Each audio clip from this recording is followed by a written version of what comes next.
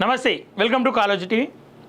ప్రస్తుతం రాష్ట్రంలో కన్నీరు పెట్టిస్తున్న వార్త, ఒకవైపు రైతులు ఏడుస్తున్నారు, ఒకవైపు ప్రతిపక్షాలు రోడ్లెక్కుతున్నాయి, ఒకవైపు రైతులు రోడ్లపైన పంటలను ఎలా కాపాడుకోవాలని ప్రయత్నం చేస్తున్నారు, ఒకవైపు ప్రతిపక్షాలు మా గొంతును ఏదో ఒక రకంగా మీడియాలో కావచ్చు, పేపర్లో కావచ్చు కనిపించేలా చేయాలని చెప్పేసి చూస్తున్నారు.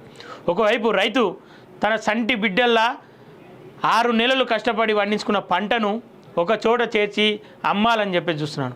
ఒకవైపు రైతు కష్టాన్ని, రైతు ఏడుపును వాళ్ళ రాజకీయ లబ్ధి కోసం వాడుకోవాలని చెప్పేసి చూస్తున్నారు.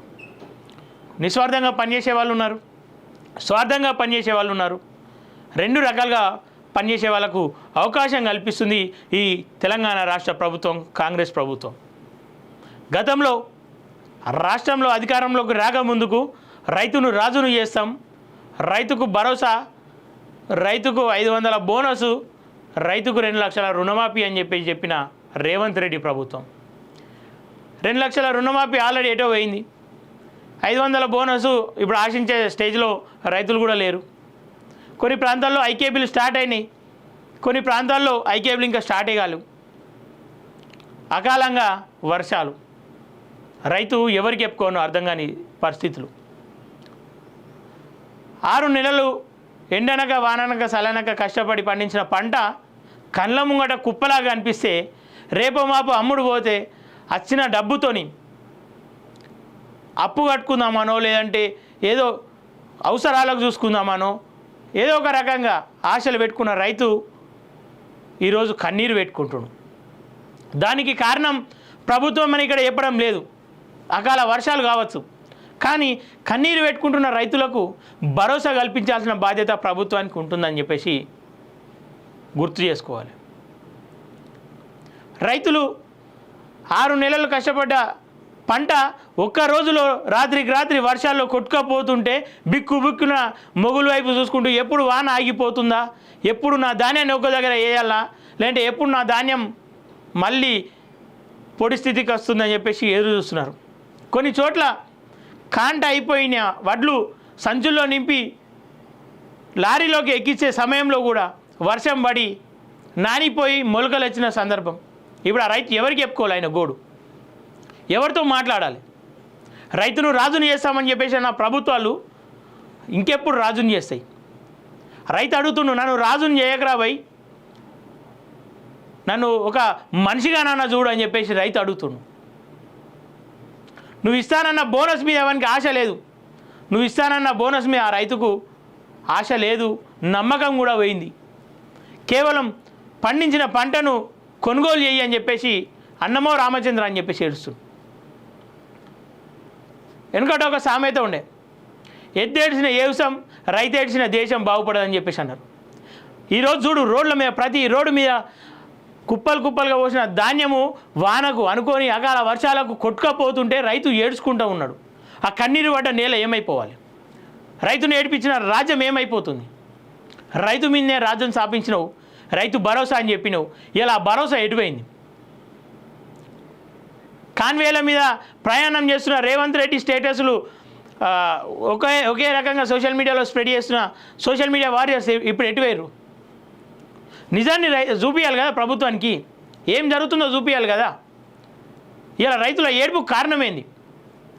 సరే, మీరు కారణం కాకపోవచ్చు, అకాల వర్షాలు కారణం కావచ్చు, అట్లీస్ట్ భరోసా ఇవ్వాలి కదా. నిన్ను ఎవడన్నా ప్రెస్ మీట్ పెట్టి తిడితే తెల్లారే ప్రెస్ మీట్ పెడుతున్నావు. ఇలా రైతులు ఏడుస్తుంటే వాళ్ళ కోసం ఎందుకు ప్రెస్ మీట్ పెడతావు? వాళ్ళకు ఎందుకు భరోసా కల్పించలేకపోతున్నావు? రైతన్నలారా నేనున్నా అని చెప్పేసి ఎందుకు చెప్పలేకపోతున్నావు? రైతులకు న్యాయం చేయాలన్న ఉద్దేశం నీకు లేదా? అసలు రైతులంటేనే లెక్కలేదా? ఆల్రెడీ పార్లమెంట్ ఎన్నికలు అయిపోయినాయి, అసెంబ్లీ ఎన్నికలు అయిపోయినాయి, ఇంకెవరితో ఏంది మాకు అని చెప్పేసి అనుకుంటున్నావా? నిజంగా మీకు చిత్తశుద్ధి ఉంటే, రైతుల మీద ప్రేమ ఉంటే ఖచ్చితంగా మీరు స్పందించి ఒక ప్రెస్ మీట్ ద్వారానో, లేదంటే అధికారుల ద్వారానో, లేదంటే ఓడిపోయిన ఎమ్మెల్యే అభ్యర్థులను మీరు అక్కడ ఆ ప్రాంతపు ఇన్ఛార్జీలుగా పెట్టుకురు కదా, వాళ్ళ ద్వారా రైతుల దగ్గరికి పంపించాలి కదా, వాళ్ళకి న్యాయం చేయమని చెప్పాలి కదా. వాళ్ళ బాధలు తెలుసుకొని మీ వద్దకు తీసుకొని వాళ్ళకు ఒక నిర్దిష్టమైన భరోసా ఇవ్వాలి కదా. ఇంకెప్పుడు ఇస్తారు? రైతుల పంటలు ఒకవైపు రోడ్లపైన కొట్టుకుపోతున్నాయి వరదల్లో, ఒక సంటి బిడ్డ అనిపోతే లేదంటే కన్న బిడ్డ అనిపోతే ఎంత బాధపడతారో రైతన్నలు అంతకంటే 100 రెట్లు ఎక్కువ బాధపడతారు. వచ్చిన ధాన్యాన్ని అక్కడ ఉన్న ధాన్యాన్ని చూసుకొని ఆల్రెడీ రోగాల్లో సగం నష్టపోయారు, నీళ్లు లేక సగం నష్టపోయారు. అన్నిటికీ తట్టుకొని సేకరించిన ధాన్యం ఈరోజు వానపాలై రోడ్ల పంట కొట్టుకోబోతుంది. ఎవరికి చెప్పుకుంటారు? రైతు రాజంట, ఎక్కడ రాజు అవుతాడు? ఇక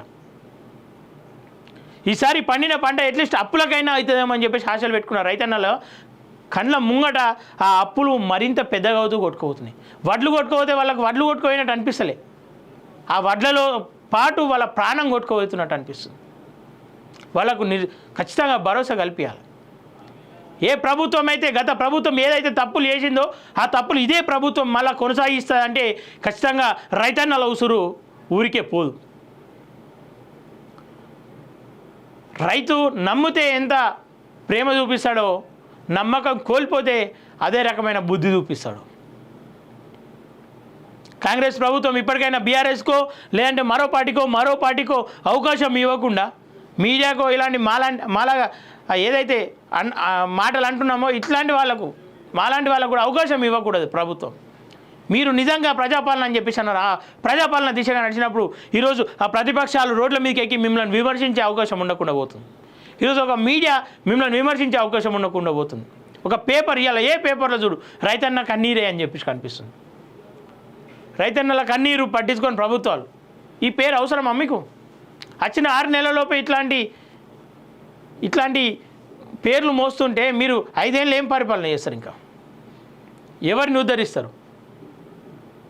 ఇప్పటికైనా ప్రభుత్వం స్పందించి రైతులకు ఒక బలమైన భరోసా కల్పించాలని, రైతుల కన్నీరు దూర్చే దిశగా నడవాలని చెప్పేసి కాళోజీ టీవీ వేదికగా కోరుకుంటున్నాం. Thank you everyone.